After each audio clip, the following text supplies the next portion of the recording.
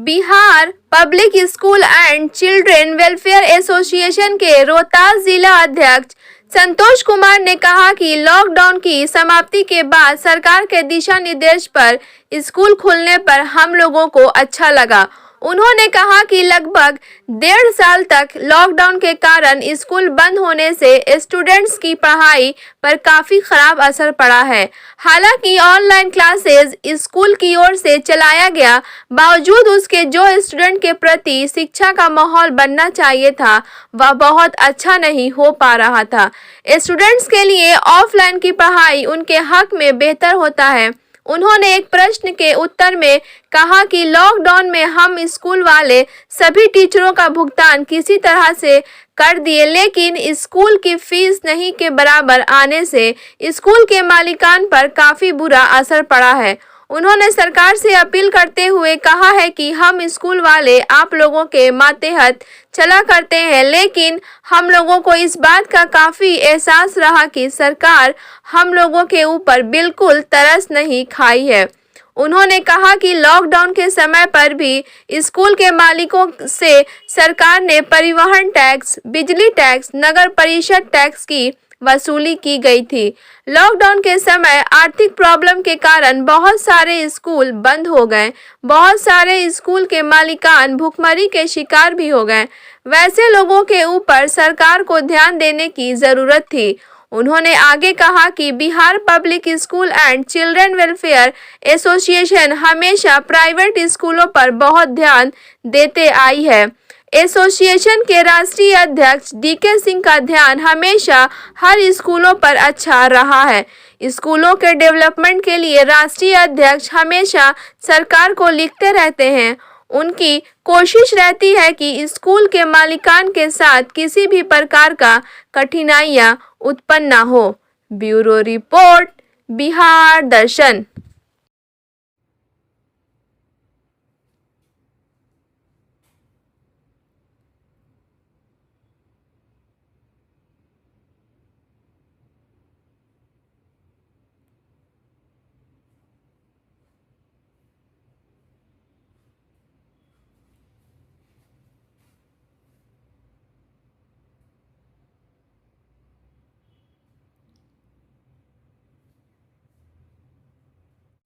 आज आपकी मुलाकात संतोष कुमार, ज़िला अध्यक्ष, Bihar public school and children welfare association के ज़िला अध्यक्ष से कराता हूं।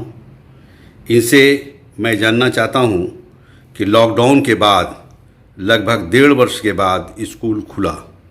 स्कूल खुलने के बाद एक अध्यक्ष होने के नाते, एक स्कूल के डायरेक्टर होने के नाते इनको कैसा फील हो रहा है, कैसा एहसास हो रहा है? सबसे पहले दुर्गा पूजा के शुभ अवसर पर सभी देशवासियों को हार्दिक शुभकामनाएं देता हूं। मैं संतोष कुमार, जिला अध्यक्ष, Bihar public schools and children welfare association. सबसे पहले मैं सरकार को धन्यवाद देना चाहता हूं, जो 1.5 साल बाद जो विद्यालय हम लोग को 16 अगस्त 2021 से निर्देश मिला खुलने के लिए, सरकार द्वारा दिए गए गाइडलाइन द्वारा हम लोग पूरे विद्यालय खोला गया। ये काफ़ी अनुभव अच्छा लग रहा है। ये मैं सरकार को मैं हार्दिक बधाई देता हूँ, जो कि इसमें छोटे छोटे बच्चे थे जो कि ऑनलाइन क्लासेस पढ़ने में बड़ी कठिनाइयाँ आता था। करीबन 5% ही बच्चे ऑनलाइन क्लासेस में ज्वाइन हो पाते थे। 95% की व्यवस्था नहीं होने के कारण उनके अभिभावकगण विद्यालय से कनेक्ट नहीं हो पाते थे, जिससे के चलते बच्चों को पढ़ाई को लेकर बहुत कठिनाइयों का सामना करना पड़ा। और उसके जब विद्यालय 16 अगस्त से खुला, 1 मंथ का जो क्लास चला उसमें बच्चे लोग काफ़ी सामना करना पड़ा पढ़ाई को लेकर। जो बच्चे 1 साल में काफ़ी भूल भी चुके थे, जो जिनके पेरेंट्स ध्यान घर पे दिए उनके बच्चे एक्टिव रहे, जिनके पेरेंट्स नहीं दिए उनके बच्चे 1 साल में बैक चले गए हैं। लगाना भी हो तो सरकार से मैं आग्रह करना चाहता हूँ कि वो विद्यालय रोटेशन वाइज अवश्य खोलें, क्योंकि विद्यालय में हमारे बच्चे, आपके बच्चे, सरकार के बच्चे, जनता के बच्चे सभी विद्यालय से ही पढ़ के कुछ ना कुछ बनते हैं। अगर ये गैपिंग फिर अगर आगे चलकर होता है तो यह बहुत बच्चों को लेकर भविष्य के लिए चिंताजनक हो जाएगा। इसलिए हम चाहेंगे अगर कभी भी लॉकडाउन हो तो रोटेशन वाइज स्कूल अवश्य चलाने के निर्देश दिया जाए। हम लोग सभी नियमों का पालन कर अच्छे ढंग से स्कूल संचालित कर सकते हैं, ताकि बच्चों को पढ़ाई को लेकर किसी तरह का दिक्कत ना हो। अच्छा, ये बताया जाए कि आप सेंट जोसेफ स्कूल के निदेशक भी हैं और शहर का ये जाना माना स्कूल है। लॉकडाउन के पीरियड में जैसा आप बता रहे हैं कि ऑनलाइन पढ़ाई स्कूल के माध्यम से हुआ है, तो क्या इस पे आप क्या बताना चाहेंगे? लॉकडाउन पीरियड में जो स्कूल द्वारा ऑनलाइन क्लासेस लिया गया है, उससे बच्चे काफ़ी संतुष्ट नहीं हो पाते थे, ना शिक्षक अच्छे ढंग से एक्सप्लेन कर पाते थे। लॉकडाउन में ऑनलाइन क्लासेस का अलग ही रोल था। अब जब से ऑफलाइन क्लासेस हुआ, इसका रोल अलग है।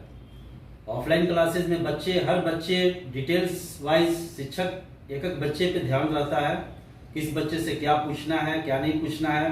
टीचर भी कैचअप करते हैं, किस बच्चे को क्या कमी है स्टडीज में, क्या नहीं है, वो सिंपल वे बता देते हैं। ये ऑनलाइन क्लासेस में वो संभव नहीं रहता है, किस बच्चे से क्या पूछना है, कौन बच्चा क्या किया नहीं किया।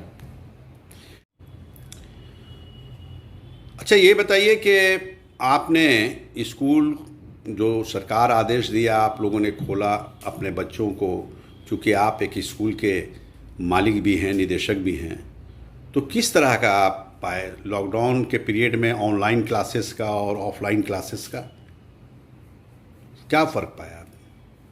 फर्क तो बहुत पाया गया। फर्स्ट ऑफ ऑल तो ऑनलाइन में अपने बच्चे ज्वाइन नहीं हो पा रहे थे स्टडीज़ में। ऑफलाइन में करीबन अगस्त माह में 80% बच्चे सभी विद्यालय में आना स्टार्ट कर दिए थे। मेरे भी विद्यालय में करीबन अगस्त माह में 80% ही आ रहे थे, लेकिन सितंबर माह में 100% बच्चे अब आना स्टार्ट कर दिए। और अच्छा, एक प्रश्न ये है कि आप एक स्कूल यूनियन के अध्यक्ष भी हैं, ज़िला अध्यक्ष हैं, तो आपके राष्ट्रीय अध्यक्ष कौन हैं? हमारे राष्ट्रीय अध्यक्ष डॉक्टर DK सिंह हैं, जो कि पूरे लॉकडाउन पीरियड में बहुत सब प्रयास किए, सरकार से आग्रह भी किए कि स्कूल जल्द से जल्द खुलवाया जाए, क्योंकि स्कूल एक ऐसा शिक्षा का मंदिर है जहाँ से बच्चे पढ़कर DM बनते हैं, डॉक्टर बनते हैं, इंजीनियर बनते हैं, इवन पॉलिटिक्स में भी आते हैं। तो सरकार से मेरा यही आग्रह है, कभी भी लॉकडाउन हो तो ये शिक्षा का मंदिर बंद ना होने दे, नहीं तो देश के बच्चे का भविष्य बहुत अंधकार में हो सकता है।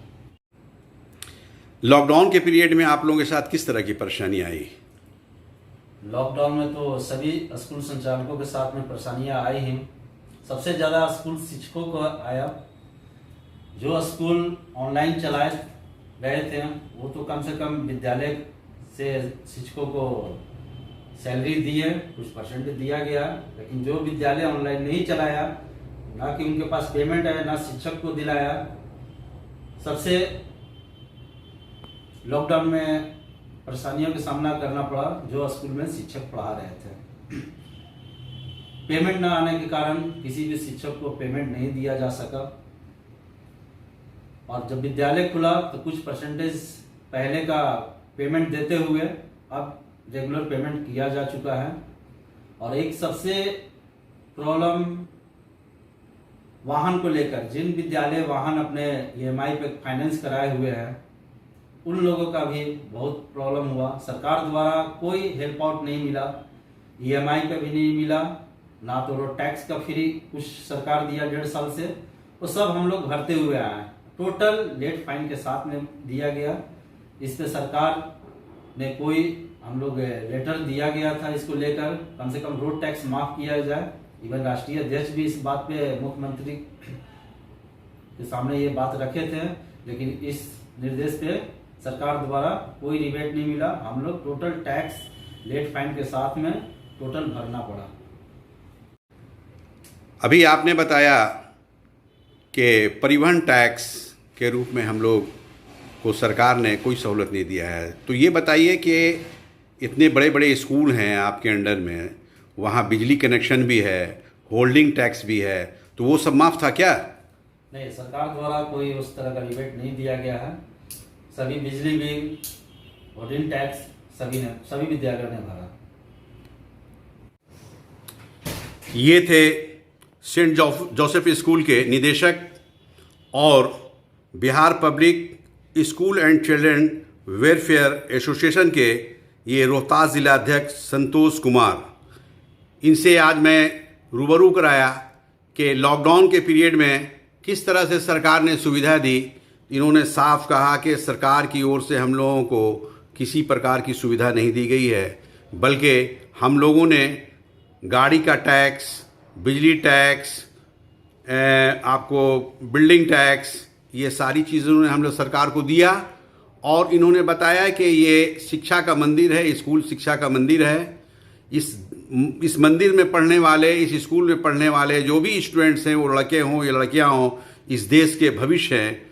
और जब भी लॉकडाउन जैसा मुसीबत अगर इस देश पर पड़े तो स्कूल पर सरकार को ख़ास निगाह होनी चाहिए, क्योंकि इन्हीं स्कूलों में पढ़ने वाले तमाम बच्चे कल को देश के भविष्य के रूप में जाने जाते हैं। इन्होंने ये भी कहा किसी ऐसे ही स्कूल में पढ़ने वाले बच्चे डीएम भी बनते हैं, एसपी भी बनते हैं, साइंटिस्ट भी बनते हैं, यहाँ तक इन्होंने कहा कि सीएम भी बनते हैं और पीएम भी बनते हैं।